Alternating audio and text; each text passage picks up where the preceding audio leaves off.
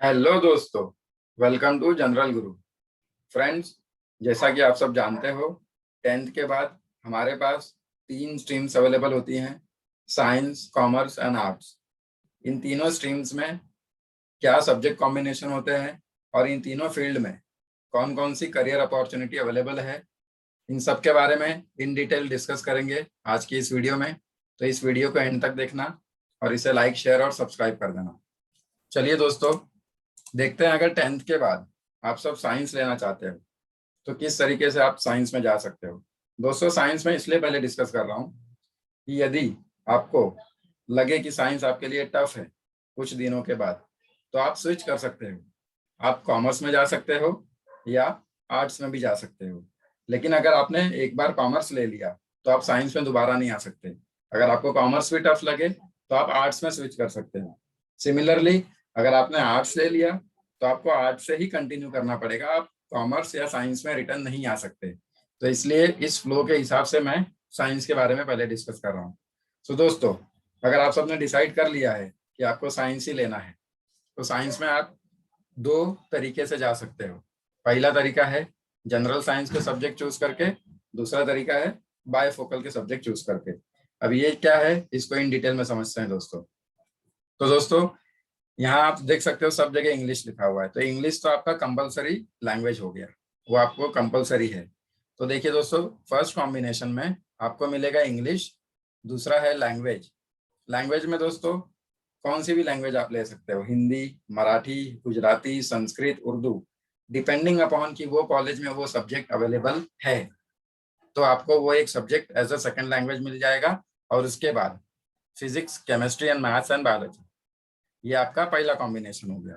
ठीक है दोस्तों, दूसरा कॉम्बिनेशन क्या है? अगर आपको लैंग्वेज नहीं पढ़ना है, आपको लैंग्वेज पढ़ना ही नहीं है, तो आपके पास आईटी या कंप्यूटर साइंस का भी सब्जेक्ट अवेलेबल होता है। It depends upon the college. आप कौन से कॉलेज को चूज कर रहे हो, उस कॉलेज में अगर ये सब्जेक्ट अवेलेबल है और आपके अच्छे मार्क्स है तो आप ये कॉम्बिनेशन भी चूज कर सकते हो, जिसमें आपको इंग्लिश सेकेंड लैंग्वेज हट जाएगा, आपको आईटी या कंप्यूटर साइंस मिल जाएगा और उसके बाद फिजिक्स, केमिस्ट्री, मैथ्स, बायोलॉजी। ठीक है। थर्ड ऑप्शन दोस्तों, अगर आप सबने डिसाइड कर लिया है कि आपको मेडिकल फील्ड में जाना ही नहीं है इन फ्यूचर, ठीक है, तो आप क्या करोगे? आप बायोलॉजी नहीं पढ़ना चाहोगे, तो आपके पास एक ऑप्शन अवेलेबल है कि आप इंग्लिश पढ़ो, सेकेंड लैंग्वेज ले लो, उसके बाद फिजिक्स, केमिस्ट्री, मैथ्स, बायोलॉजी आपको नहीं पढ़ना है। बायोलॉजी के जगह पे दोस्तों आपको ऑप्शनल सब्जेक्ट चूज करना होगा। अभी ऑप्शनल सब्जेक्ट क्या है इसके बारे में भी हम देखते हैं। दूसरा दोस्तों, मान लो अब आपको मेडिकल में जाना है, इंजीनियरिंग नहीं करना है, तो आपको मैथ्स नहीं पढ़ना है, तो ये आपके पास चौथा ऑप्शन अवेलेबल है, जहाँ पे आप इंग्लिश लोगे, सेकेंड लैंग्वेज लोगे, फिजिक्स, केमिस्ट्री, बायोलॉजी लोगे, मैथ्स ड्रॉप कर दोगे और मैथ्स की जगह पे आप ऑप्शनल सब्जेक्ट लोगे। तो ऑप्शनल सब्जेक्ट में क्या क्या है दोस्तों? ये सारे ऑप्शनल सब्जेक्ट आर्ट्स में भी एज इट इज हैं, तो ये आर्ट्स के ही सब्जेक्ट्स हैं। ये आपको यहाँ पे ऑप्शनल के रूप में कोई एक सब्जेक्ट को चूज करना पड़ेगा। तो आप फिलोसफी ले सकते हो, साइकोलॉजी ले सकते हो, सोशियोलॉजी ले सकते हो, इकोनॉमिक्स हो गया, हिस्ट्री, ज्योग्राफी, इन सब में से कोई एक सब्जेक्ट आप चूज कर सकते हो। मान लो दोस्तों, ये सारे ऑप्शन आपको नहीं ट्राई करने हैं और आपने एकदम से डिसाइड कर लिया कि मुझे सिर्फ और सिर्फ इंजीनियरिंग करना है, ना बायोलॉजी, ना कोई सब्जेक्ट, ना कोई लैंग्वेज, तो आपके पास ये एंट्री अवेलेबल है, बायोफोकल। सो इसमें दोस्तों जैसे मैंने बताया, इंग्लिश तो कंपलसरी लैंग्वेज है, वो आपको लेना ही लेना है। उसके बाद आपका सेकेंड लैंग्वेज ड्रॉप हो जाएगा दोस्तों यहाँ पे, और एक ऑप्शनल सब्जेक्ट जो आप ले रहे थे वो भी ड्रॉप हो जाएगा। ठीक है, तो आपको कंपलसरी सब्जेक्ट हो जाएंगे इंग्लिश, फिजिक्स, केमिस्ट्री, मैथ्स, और बायोफोकल सब्जेक्ट आ जाएगा फ्रेंड्स। अब ये बायोफोकल सब्जेक्ट्स क्या क्या है? तो ये आपका हो जाएगा computer science, electronics, civil, mechanical branch. आपको जो भी कॉलेज के ऊपर डिपेंड करता है कौन सा फील्ड उन्होंने अवेलेबल रखा है आपके लिए, तो आप एज अ बायोफोकल सब्जेक्ट इसको चूज कर सकते हो। तो दोस्तों देखो, आपने यहाँ पे सेकेंड लैंग्वेज को डिस्कार्ड कर दिया है और एक ऑप्शनल सब्जेक्ट को डिस्कार्ड कर दिया है, और ये दोनों 100 मार्क्स के पेपर होते हैं, तो इन टोटल आपने 200 मार्क्स का पेपर डिस्कार्ड कर दिया है। तो बेसिकली ये जो बायोफोकल सब्जेक्ट होगा ये आपका 200 मार्क्स का होगा। ठीक है, तो अगर आप सीएस लेते हो या इलेक्ट्रॉनिक लेते हो, डिपेंडिंग अपॉन द कॉलेज, तो वो पेपर आपका 200 मार्क्स का होगा। तो इसमें दोस्तों ना आप बायोलॉजी पढ़ रहे हो, ना आप कोई भी लैंग्वेज या ऑप्शनल सब्जेक्ट पढ़ रहे हो। अगर आपने डिसाइड कर लिया है कि मुझे सिर्फ और सिर्फ इंजीनियरिंग करना है तो आप बायोफोकल चूज करिए। दोस्तों, आपको मैं करियर अपॉर्चुनिटीज बताना चाहूंगा। अब ये सारी चीजें क्या थी, ये आपको 10th के बाद 12th तक जाने का रास्ता था। एचएससी में आप इसके बेसिस पे बोर्ड का एग्जाम दोगे और आप अपना एचएससी क्लियर करोगे। उसके बाद दोस्तों, अगर आपको इंजीनियरिंग करना है तो आप स्टेट की सीईटी दे सकते हो, किसी भी स्टेट में हो वहाँ पे सीईटी होता है। वो सीईटी दे करके आप या तो मेडिकल, या तो इंजीनियरिंग, या तो फार्मेसी, या तो एग्रीकल्चर, कोई भी एग्जाम, या तो आर्किटेक्चर, किसी भी चीज़ के लिए आप अपियर हो सकते हो। और वो सीईटी क्लियर करने के बाद आप अपना फील्ड चूज कर सकते हो। दूसरा है दोस्तों, आपको नेशनल लेवल पे कोई भी कॉलेज चूज करना है मेडिकल के लिए या फिर इंजीनियरिंग के लिए, तो 12th के बाद जैसे कि आप सब जानते हैं JEE का ऑप्शन है। अगर आप JEE मेंस क्लियर कर सकते हैं तो आप बीई या बीटेक किसी भी कॉलेज से कर सकते हो। और आपने JEE एडवांस क्लियर किया है तो आप IITs में जा सकते हो। और अगर आपको मेडिकल में जाना है, आपको MBBS करना है या BDS करना है या BHMS करना है या BUMS करना है या BSMS, कोई भी चीज़ करना, तो उसके लिए पहले आपको नीट देना पड़ेगा आफ्टर योर 12th। नीट देने के बाद आपको आपके मार्क्स के हिसाब से कॉलेजेस मिलेंगे और आप उस हिसाब से अपना फ्यूचर का कोर्स कर सकते हो। उसके बाद दोस्तों, जिसको मेडिकल भी नहीं जाना है और जिसको इंजीनियरिंग में भी नहीं जाना है, तो उनके पास बहुत सारी ग्रेजुएशन कोर्स अवेलेबल है। बीएससी है, बीएससी आईटी है, बीएससी कंप्यूटर साइंस है। बीएससी में भी दोस्तों बहुत सारे सब्जेक्ट है। BSc in zoology, BSc in biology, biology specifically, BSc in biotechnology, उसके बाद BSc in physics, chemistry, math, आप जिससे करना चाहो बीएससी में ये सारी चीज़ें अवेलेबल है। उसके बाद आप फार्मेसी भी कर सकते हो। तो इट डिपेंड्स अपॉन कि आपको आगे क्या करना है। बहुत सारे कोर्सेज अवेलेबल हैं। तो फिलहाल के लिए तो दोस्तों आप अपना एक सब्जेक्ट कॉम्बिनेशन चूज करिए, उसके बाद आपको समझ में आएगा कि किस तरीके से आपको आगे बढ़ना है। साथ ही दोस्तों, आंख बंद करके सब्जेक्ट कॉम्बिनेशन नहीं चूज करना है। अभी हमने एक बार चूज कर लिया, सारा सब्जेक्ट कॉम्बिनेशन हमने डिसाइड कर लिया, मान लीजिए मुझे बायोफोकल में जाना है, तो दोस्तों आप ई बाल भारती सर्च करिए गूगल पे, ebalbharati.in। वहाँ पे आपको सारी स्टेट बोर्ड की टेक्स्ट बुक PDF फॉर्म में अवेलेबल मिल जाएगी। दोस्तों सारी टेक्स्ट बुक डाउनलोड करो, फिजिक्स की, केमिस्ट्री की, मैथ्स की, क्योंकि 10th में जो आपका साइंस का लेवल था और मैथ्स का लेवल था, 11th में वो टोटली डिफरेंट है। 11th का जो भी सिलेबस है वो काफ़ी वास्ट है। मैं एक प्रकार से कह सकता हूँ ये अंधा कुआं है। तो आप इसको एक्सप्लोर कर लो पहले से, तो आपको आइडिया आ जाएगा। अभी लॉकडाउन है, आपको पता है यूट्यूब पे बहुत सारे चैनल्स हैं। आप कोई भी चैनल का 2-3 वीडियो देख लो, आपको आइडिया आ जाएगा कि आपको समझ में आ रहा है या नहीं, वो सब्जेक्ट आपको एक्साइट कर रहा है या नहीं। तो वो हिसाब से आप आगे बढ़ सकते हो। ठीक है, तो ये रही साइंस की बात। अब हम चलते हैं कॉमर्स का डिस्कस करते हैं। तो मान लीजिए दोस्तों 10th के बाद आपने कॉमर्स लेने का ट्राई किया, तो दोस्तों कॉमर्स में भी आपको 6 सब्जेक्ट टोटल पढ़ने होंगे। उसमें से कंपलसरी सब्जेक्ट क्या क्या है दोस्तों? इंग्लिश, ठीक है, इंग्लिश तो आपको सब जगह कंपलसरी है। उसके बाद आपको आता है बुक कीपिंग एंड अकाउंटेंसी, ठीक है, BK एंड अकाउंटेंसी। फिर है इकोनॉमिक्स। ये जो इकोनॉमिक्स है दोस्तों, आर्ट्स वाले को भी इकोनॉमिक्स सेम होता है, ठीक है। जैसे कि साइंस का मैथमेटिक्स और आर्ट्स का मैथमेटिक्स सिमिलर लेवल का होता है, ऐसे ही कॉमर्स का इकोनॉमिक्स और आर्ट्स का इकोनॉमिक्स सिमिलर लेवल का होता है। उसके बाद है OCM, organisation of commerce and management, ठीक है, ये आपके कंपलसरी सब्जेक्ट हैं। उसके बाद दोस्तों आपके पास ऑप्शनल सब्जेक्ट अवेलेबल है। मान लीजिए आपको आगे जाके CA करना है या MBA के लिए अपियर होना है, तो आपका मैथ्स स्ट्रांग रखना पड़ेगा आपको। तो उसके लिए आप SP को नहीं, आप मैथ्स को चूज करोगे, और या तो सेकेंड लैंग्वेज या तो IT को चूज करोगे। इट डिपेंड्स अपॉन कि आपके कॉलेज में क्या अवेलेबल है। ज्यादा करके IT अवेलेबल नहीं होगा बहुत से कॉलेजों में, तो आपका कॉम्बिनेशन होगा मैथ्स एंड सेकेंड लैंग्वेज। अगर आपको मैथ्स पसंद है और आपको आगे MBA या CA करना है तो आप ये कॉम्बिनेशन लोगे। अगर आपको मैथ्स नहीं पसंद है तो आपके पास सेक्रेटेरियल प्रैक्टिस अवेलेबल है SP, आप उसको चूज कर सकते हो और सेकंड लैंग्वेज चूज कर सकते हो। दोस्तों कॉमर्स में भी बायोफोकल होता है। बायोफोकल में यहाँ पे क्या क्या अवेलेबल है? Compulsory subject as it is रहेंगे, आपके ये दोनों ऑप्शनल सब्जेक्ट ड्रॉप हो जाएंगे। और बायोफोकल के लिए बैंकिंग एक फील्ड है, वहाँ के आपको सब्जेक्ट्स मिल जाएंगे और उसका 200 मार्क्स का आपका एग्जाम होगा। ये बहुत रेयरली कॉलेज में कहीं अवेलेबल है फ्रेंड्स, ज्यादा करके मेन स्ट्रीम में यही सारे कोर्सेस अवेलेबल है, यही सारे सब्जेक्ट्स अवेलेबल हैं। ये बहुत ही रेयर कॉलेजेस में आपको मिलेगा, लेकिन बायोफोकल कॉमर्स में भी होता है और आप इस तरीके से 2 ऑप्शनल सब्जेक्ट को ड्रॉप करके बैंकिंग को चूज कर सकते हो और उसके सब्जेक्ट्स को पढ़ सकते हो। फ्रेंड्स, कॉमर्स लेने के बाद भी आपके पास ये पूरा जो रास्ता मैंने बताया, ये 10th के बाद 12th तक जाने का है।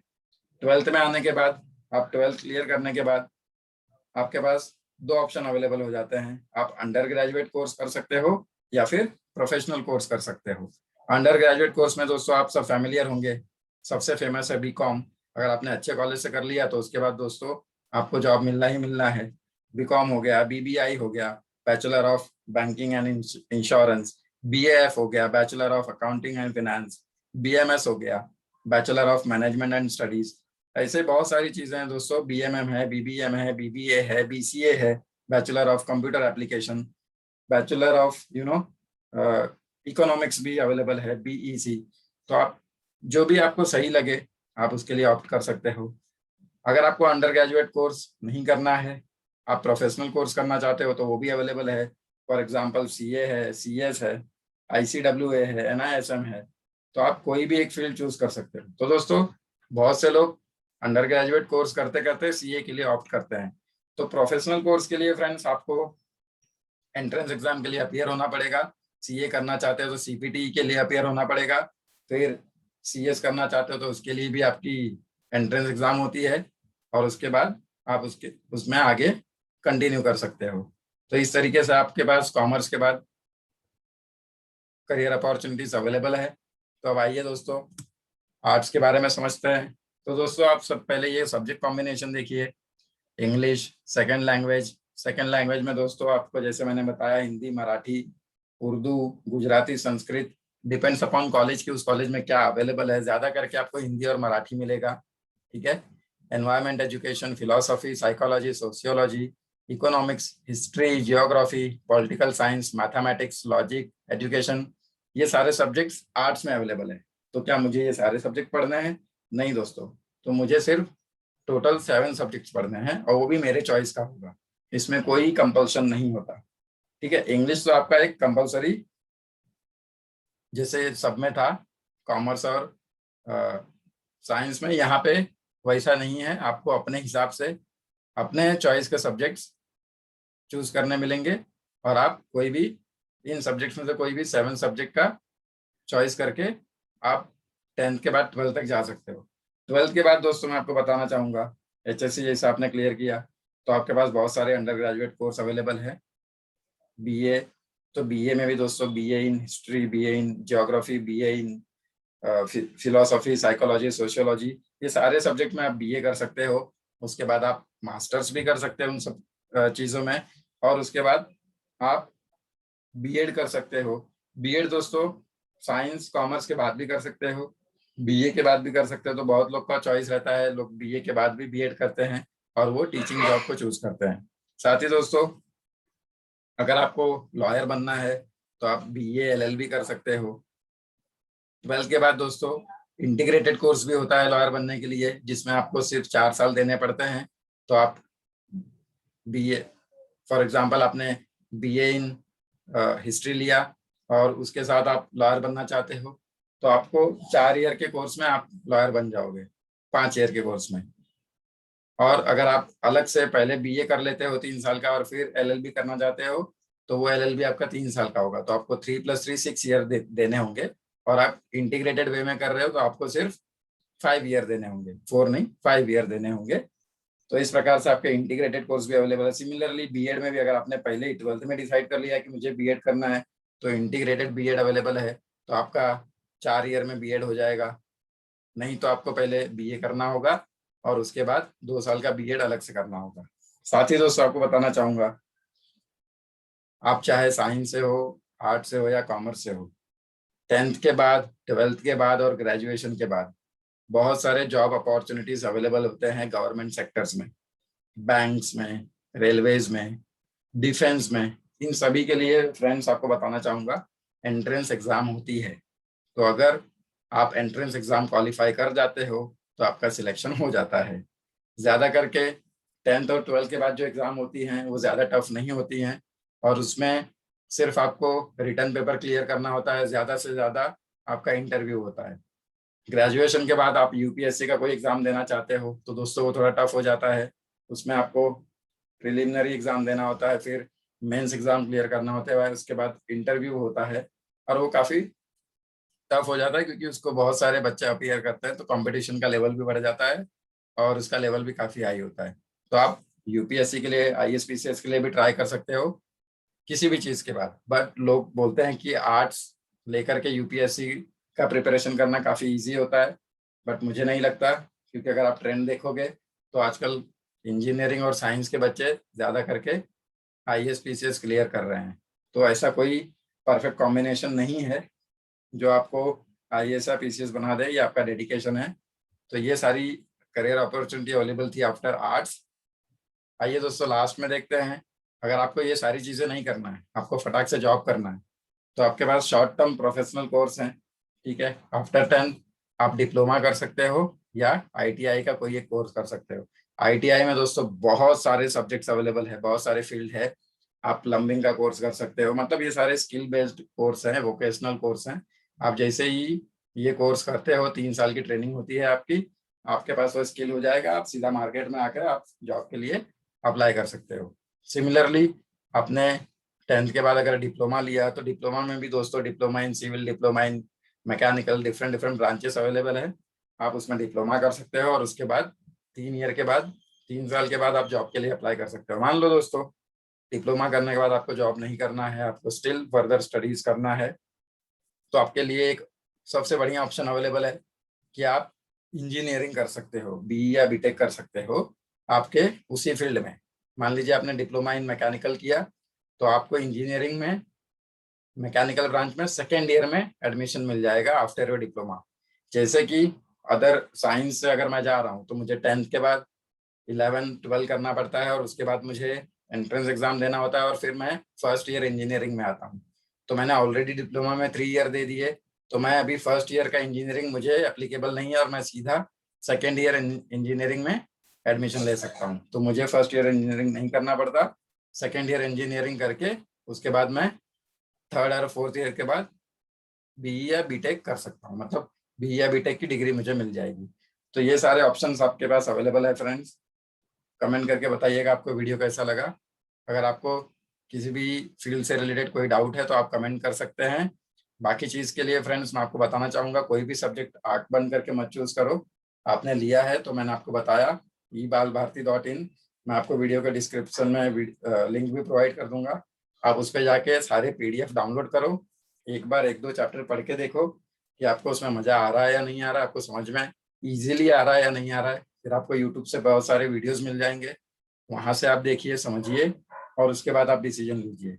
तो अब जैसे कि आप सब जानते हो सारे एग्जाम्स कैंसिल हो चुके हैं, कब कौन सा एग्जाम होगा, कब एडमिशन होगा, तो आप उसके बेसिस पे अगर आप सोचो कि एक बार मेरा एडमिशन हो जाए फिर मैं पढ़ूं, तो वो दैट्स अ बैड आइडिया।